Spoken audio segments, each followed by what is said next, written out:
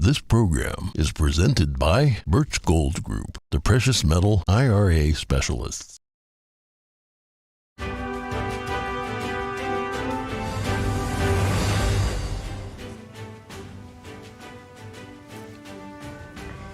Good morning. In today's headlines, the Chinese regime continues to hold war games around Taiwan. This after saying its three-day drills were over. And the U.S. and Philippines launched their largest joint drills in decades. House Republicans set a field hearing in New York City. They want to discuss Manhattan DA's Alvin Bragg's policies. Bragg calls the plan a political stunt. Updates on the Kentucky bank shooting. Police reveal a possible motive and details around the shooting. One of the Tennessee lawmakers who led a gun control protest is back on the job. Meanwhile, we spoke with the National African American Gun Association President Phillip to discuss gun rights. And we hear the story of how an instructor empowers his students through wilderness survival training. Learn about the benefits of being in harmony with nature and the essential nature skills they learn.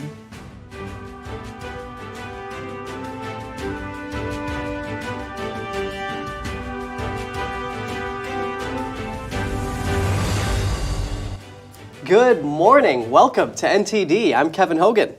And I'm Tiffany Meyer, in for Evelyn Lee. Today is April 11th. The COVID-19 national emergency in the U.S. is officially over. President Biden signed a measure yesterday that ended it.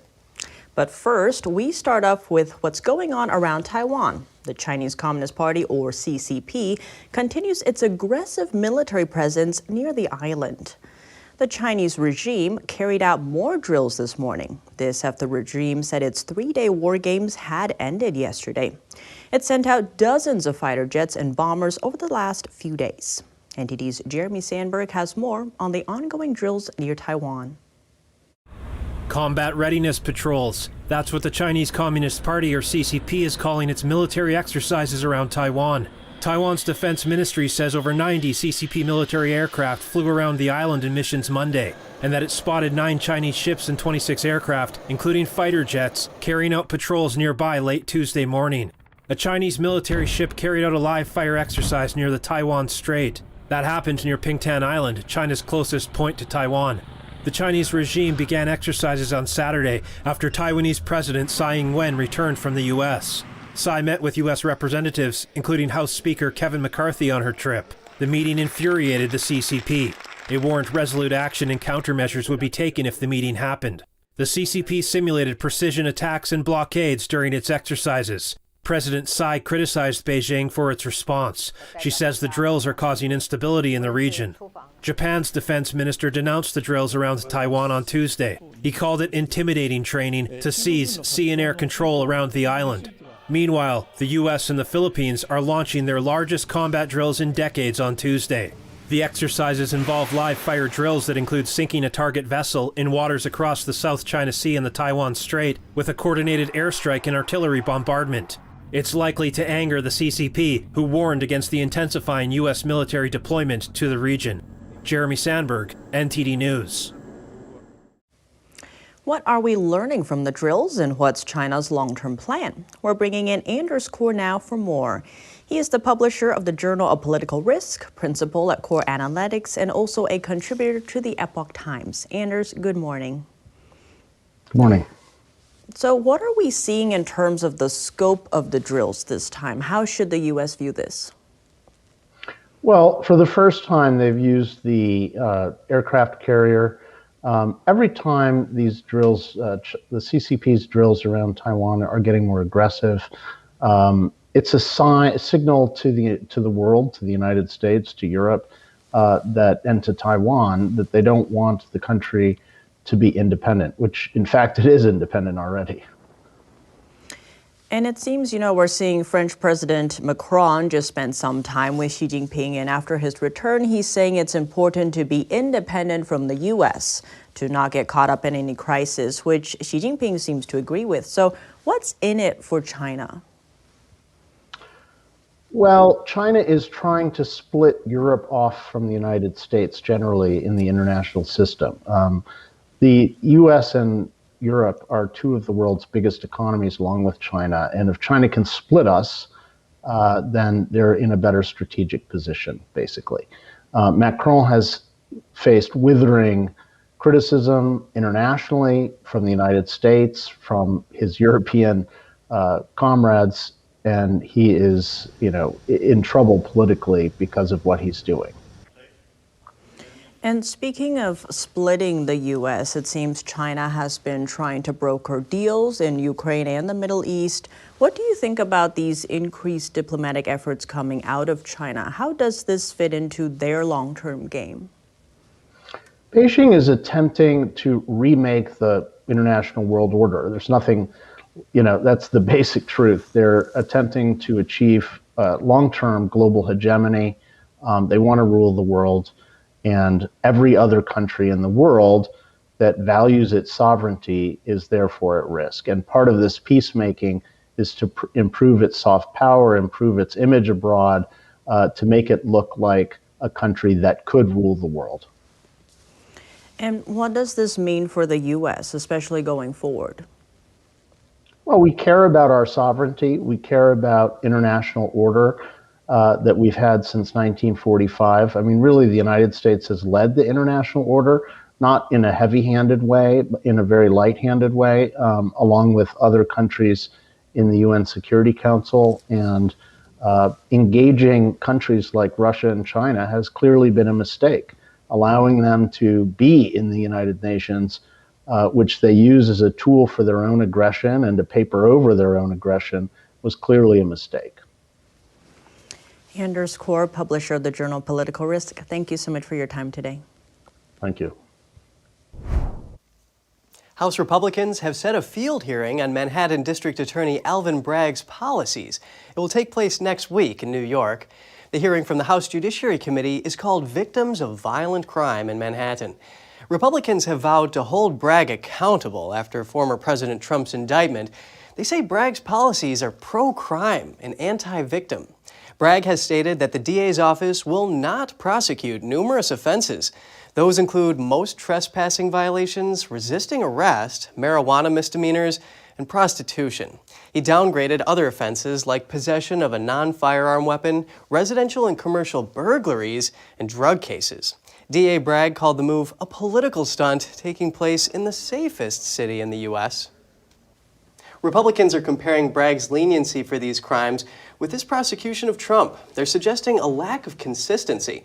Bragg has charged Trump with 34 felony counts for allegedly falsifying business records.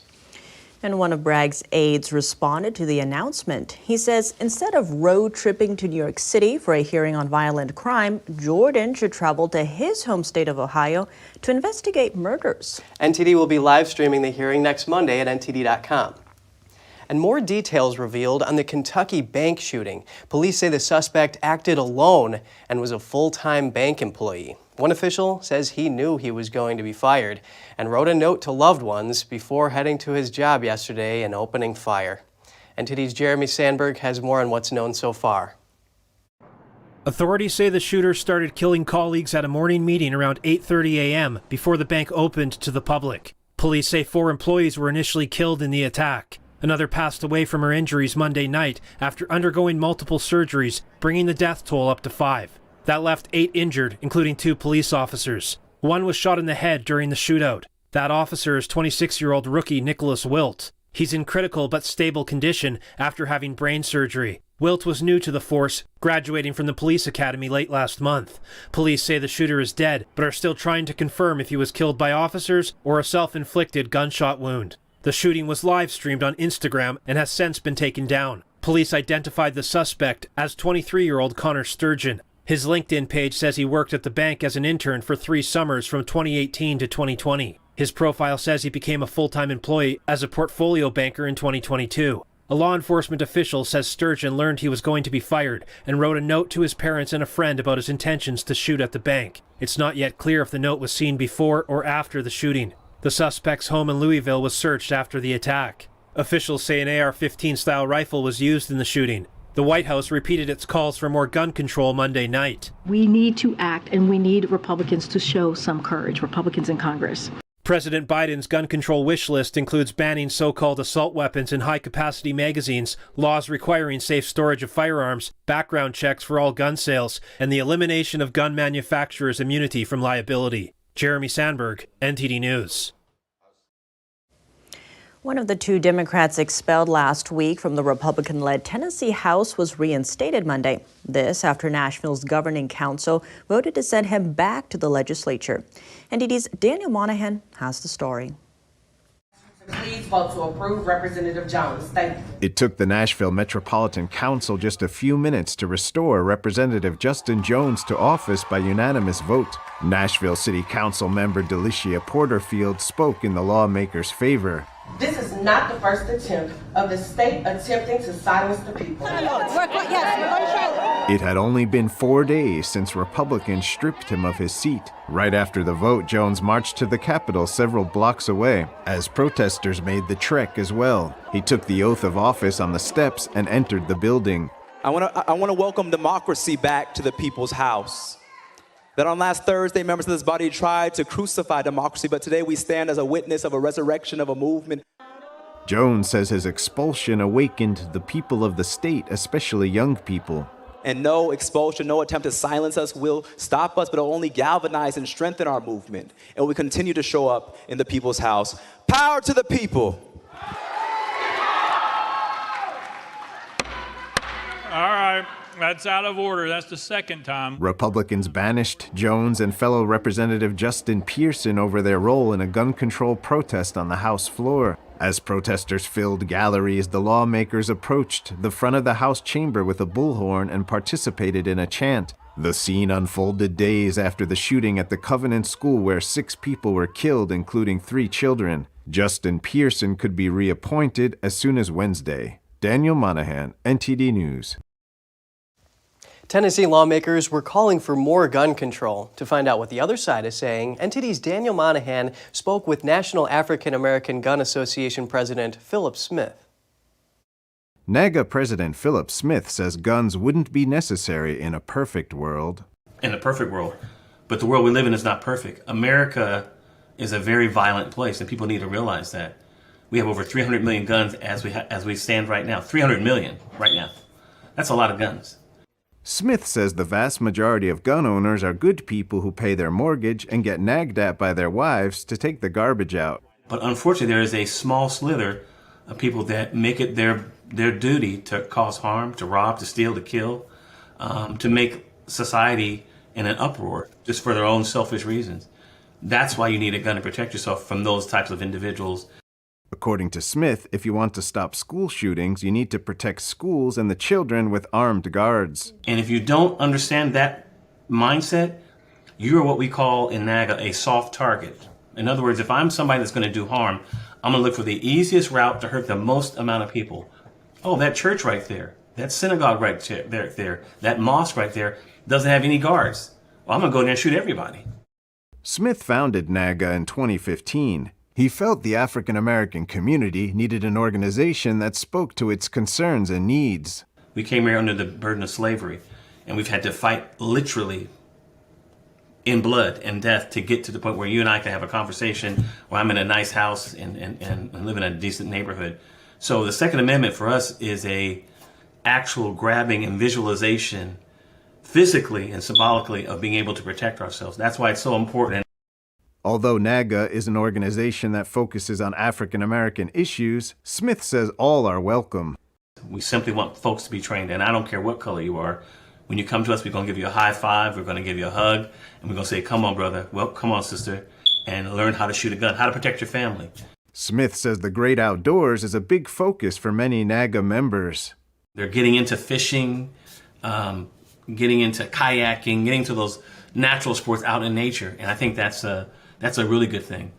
NAGA will hold a national convention in July. Some of the planned discussions include rebuilding black men, starting the conversation with children on gun safety, and is my faith in conflict with my Second Amendment rights? Daniel Monahan, NTD News.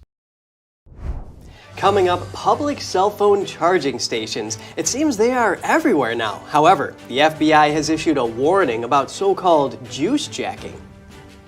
And do you know how to survive in the wild? We get some insight into how learning to adapt to the natural environment can bring you many benefits, so stay tuned.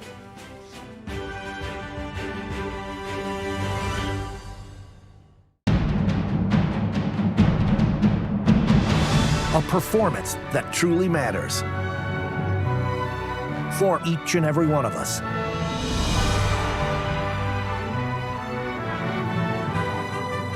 This is what you've been waiting for. See it at least once in your lifetime.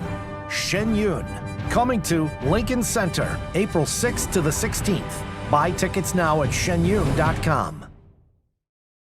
This is Stephen K. Bannon. I urge you to protect your savings from inflation by diversifying into a physical gold IRA from Birch Gold Group. Simply text the word NTD to 989898 and you'll get a free info kit on gold IRAs explaining everything. I am blind, but I need not see. I know this road is there for me. If I'm really free.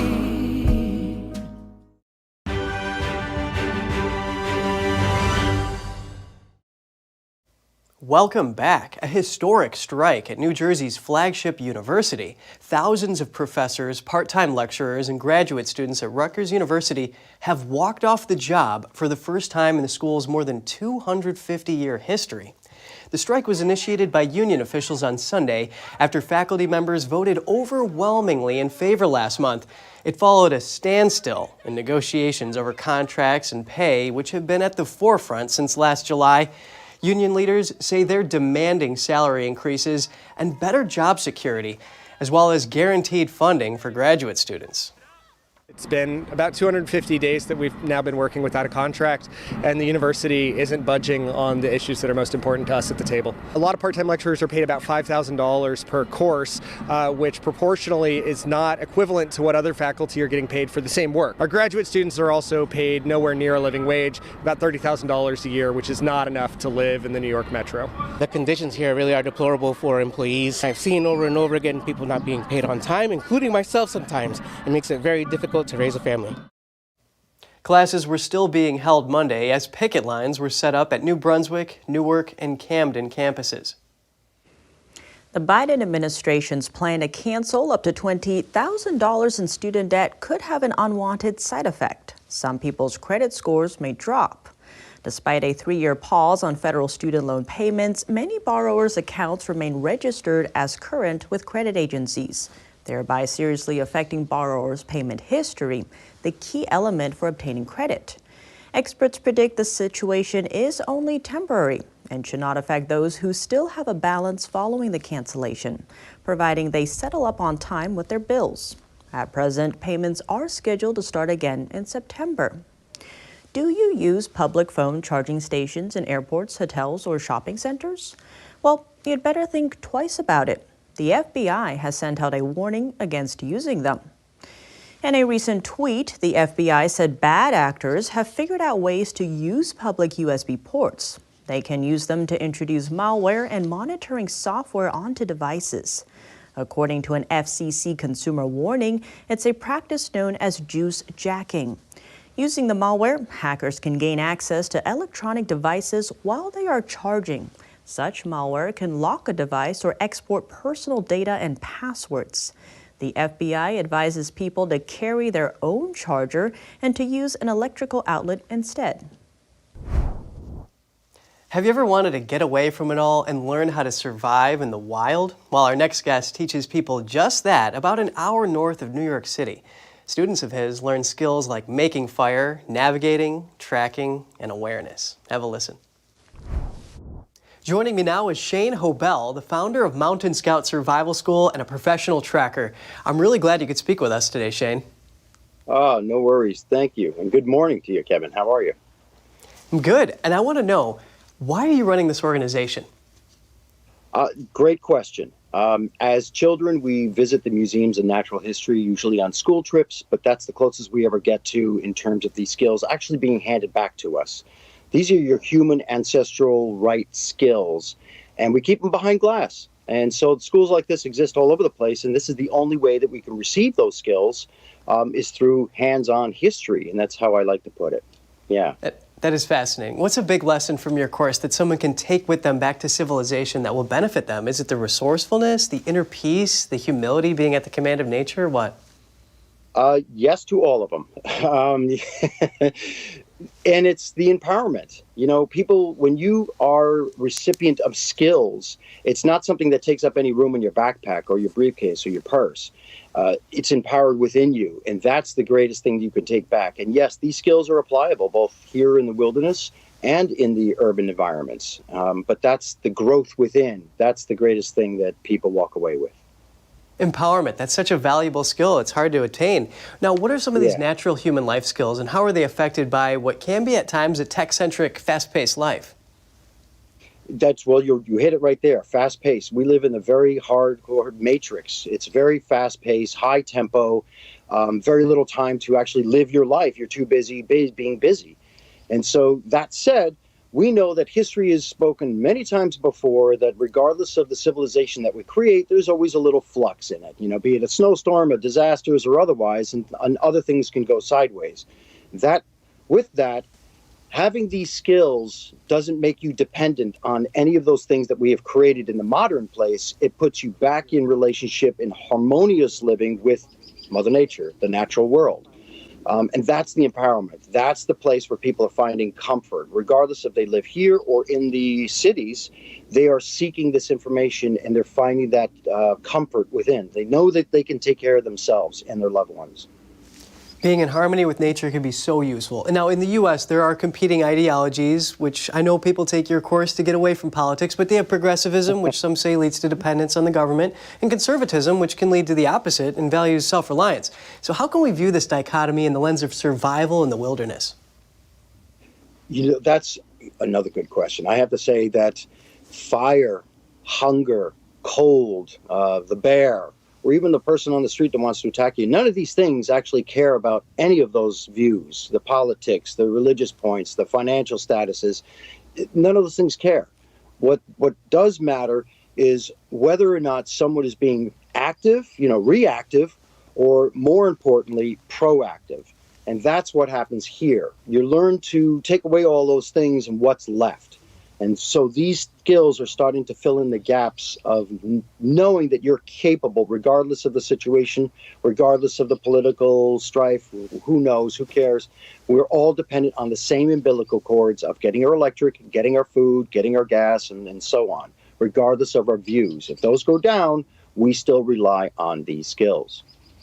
Being proactive, that is such a valuable lesson. Shane Hobel, the founder of Mountain Scout Survival School, I'm really glad to have spoken with you today. Oh, my pleasure, Kevin. Good morning, everyone.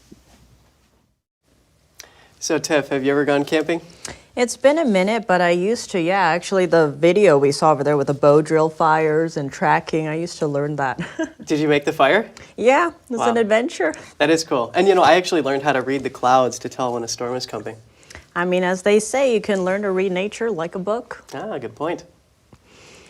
And coming up next, we have monster trucks in Southern California. An off-road truck contest shook up Los Angeles County. NTD spoke to one of the competitors. And a young moose looking for a snack wandered into a hospital in Anchorage. We have more on that after the break.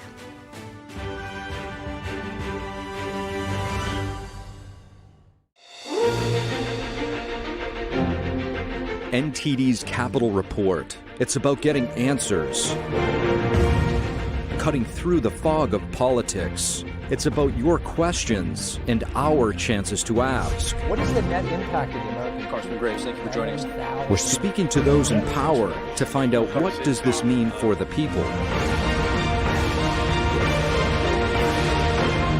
We're here so you're in the know. The Fixture Pioneer, CGM. Professional AI intelligent fixtures. All-round integration of 4 systems. High precision, high durability, high quality. 2-micrometer repetition accuracy. More than 80 patent certificates. ISO 9001 approved. Precision clamping to meet your every need. CGM has it all. Pride of Taiwan, CGM.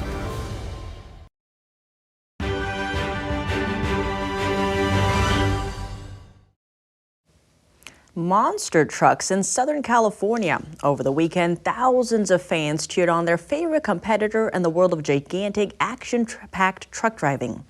NTD spoke to one of the young contestants who's making a name for himself. On April 8th, thousands of people gathered in the Industry Hills Expo Center to attend the 2023 Monster Truck Wars in the City of Industry. One of the contestants, Preston Collins, the driver of Shark Attack, made his truck fly on the course. So this truck is right at around 10,000 pounds and it's got around 1,600 horsepower and each tire is about 700 pounds. There's a lot that goes on in there at one time. He's one of the youngest in the competition of monster truck driving, which drivers of specialized off-road vehicles compete in races and freestyle stunt driving. The sport first came into public eye in the early 80s. I mean, this has been a dream of mine since I was about 2 years old. My parents took me to my first show, and ever since then I was just hooked. In freestyle events, each driver puts on a performance consisting of stunts such as obstacle jumps and backflips. A panel of judges assign points to each performance, and the driver with the most points is declared the winner. I'd like to say to the young kids that if you've got a dream, that you can do it. It doesn't matter what it is. Because, I mean, I used to be a little kid, and I had a dream, and look at me now. I'm living my dream. Monster Truck Wars' next show is in Corpus Christi, Texas on April 15th. That looks pretty cool. What do you think? Yeah, I thought it was awesome when he did that wheelie. Lots of fun. So moving on to a moose on the loose, a hospital in Alaska got a surprise visitor of the moose variety, and it was all caught on camera. A young moose wandered into the lobby of Providence, Alaska Medical Center in Anchorage. While wildlife sightings on the hospital campus are common, hospital staff said this is the first time a moose actually made it inside the building. The moose took time to have a snack and nibble on some plants before hospital security carefully encouraged the moose to exit the building. What a curious animal that is. I feel like you often see seagulls, but not that big of a moose variety. Yeah, well, good thing you just needed a snack and not anything else from the hospital. That's very true. We've also seen scary videos of the moose chasing people. Good thing there wasn't any of that. Well, that's all for today's program. We'd love to hear from you at goodmorning@ntd.com. So shoot us an email if you'd like. Thanks for watching. I'm Tiffany Meyer. And I'm Kevin Hogan.